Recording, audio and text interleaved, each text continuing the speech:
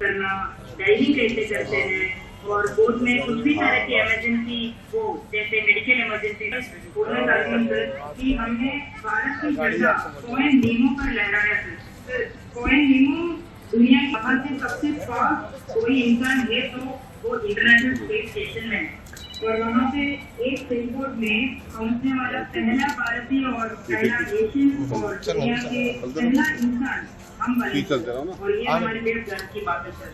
वाह, बहुत बहुत बधाई आपको।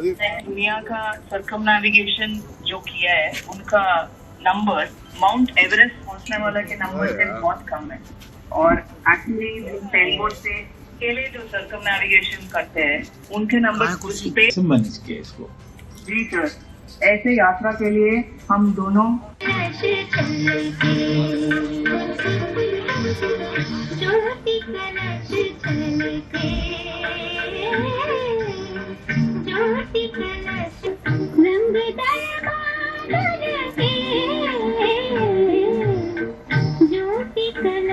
दोनों हैं आप साथ में?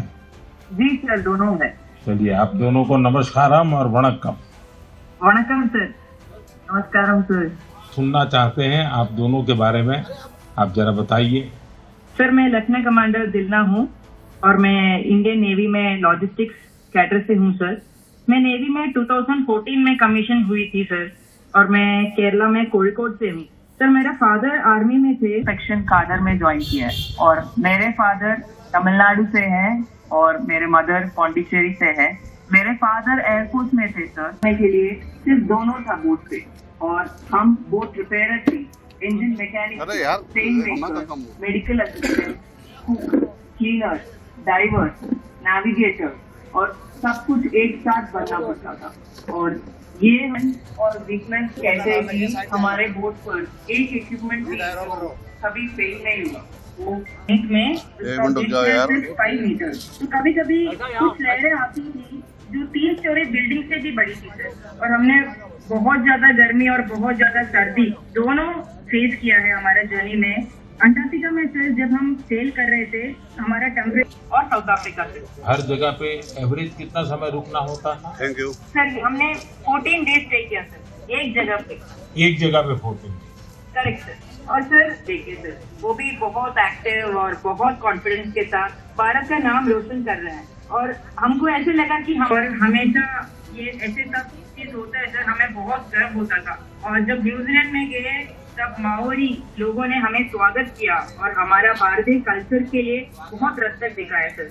वहाँ पे टोटल पॉपुलेशन सिर्फ 3500 है सर, लेकिन वहाँ हमने एक मिनी इंडिया देखा, एंड वहाँ पे 45 इंडियंस थे जिन्होंने हमें अपना समझा और हमें गर्व जैसा महसूस कराया। अच्छा, देश की उन बेटियों के लिए आप दोनों क्या मैसेज देना चाहेंगे जो आप इसके प्रयासों के लिए? आपको मेरी ढेरों शुभकामनाएं। Thank you. बहुत बहुत धन्यवाद। वणक्कम, नमस्कारम। नमस्कार सर। साथियों, हमारे पर्व त्योहार एक पावन पर्व है जो दिवाली के बाद आता है। सूर्य देव को समर्पित यह महापर्व बहुत ही विशेष है कि भारत सरकार भी छठ पूजा को लेकर एक बड़े प्रयास में जुटी है। भारत सरकार छठ महापर्व को यूनेस्को की इंटेंजिबल कल्चरल हेरिटेज बहुत ही प्रसिद्ध है, और बहुत ही सुंदर ढंग से हमारे प्रधानमंत्री पूरे देशवासियों को जोड़ते हैं। कितने या तो गरीब हो या बहुत ही उच्च श्रेणी के रहने वाले हैं, हर किस्म के लोगों से जुड़कर उनका जो टैलेंट है उसको उभर कर निकाल कर लेकर आते हैं और उनका प्रोत्साहित करते हैं।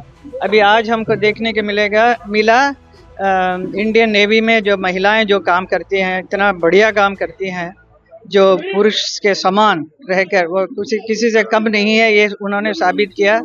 और ऐसे ही असम के बारे में, असम में फेमस सिंगर उनके बारे में बताया, और हर पूरा क्षेत्र में उन्होंने हर लोगों को जुड़ाया। ऐसा एक बहुत ही अद्भुत कार्यक्रम और पूरा देशवासियों के साथ मिलकर करते हैं हमारे प्रधानमंत्री। स्वदेशी की अपील करी है, स्वदेशी अपनाने की बात की है, वो बहुत ही ज़रूरी है, and we are very proud to be an Indian and then हमारे देश में आजकल इतने अच्छे अच्छे प्रोडक्ट्स बनाते हैं, हमें बहुत ही गर्व होता है। हम महिलाओं के लिए भी इतने अच्छे अच्छे साड़ियाँ हैं, ड्रेसेस है, सब कुछ हमें यहीं का पहनने का मन करता है। मैम, जिस तरह से अभी पूरी में कल तमिलनाडु में एक हादसा हुआ है, विजय एक्टिविटी उनकी सभा में भगदड़ हुई, उसको लेकर क्या कहेंगे? काफी वो बहुत ही दुखदायक है, बहुत ही खराब लगा, बिकॉज एक जो बहुत ही पॉपुलर हो जाता है उसको ज़्यादा भी ऊपर पब्लिक में ले जाना इतना ठीक नहीं है मेरे ख्याल में। इसके लिए काफ़ी ये कैसा हुआ है मुझे नहीं मालूम है, लेकिन जो भी हुआ वो अच्छा नहीं हुआ एंड हमें हमारा पूरा we are feeling very bad for that whole thing. Ma'am, आजकल देखा जा रहा है आई लव मोहम्मद के माध्यम से कहीं ना कहीं विवाद पैदा करने की स्थिति है, क्या कुछ कहीं क्या अभी बाद में बात करें।